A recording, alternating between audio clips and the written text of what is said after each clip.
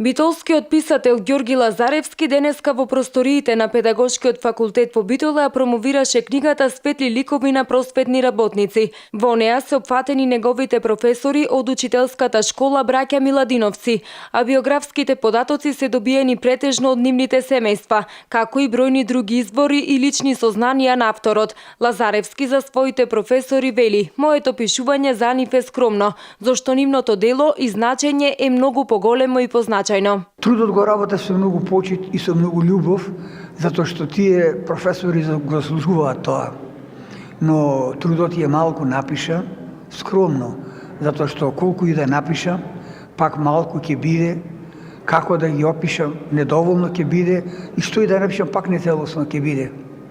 Но споменот за нив, интересно, еве и после 6-та деценија, се уште свети со сиот јај. Тие беа навистина светли ликови со Свети Климентова светлина. Меѓу 14 просветни работници кои се опфатени во книгата Светли ликови на просветни работници е и академикот Ѓорги Здравев, кој вели дека е пресреќен што токму и тој е дел од книгата на неговиот ученик Ѓорги Лазаревски. Ова за мене значи многу. Значи многу давнешно време, каде можам да се пофалам со моите драги ученици.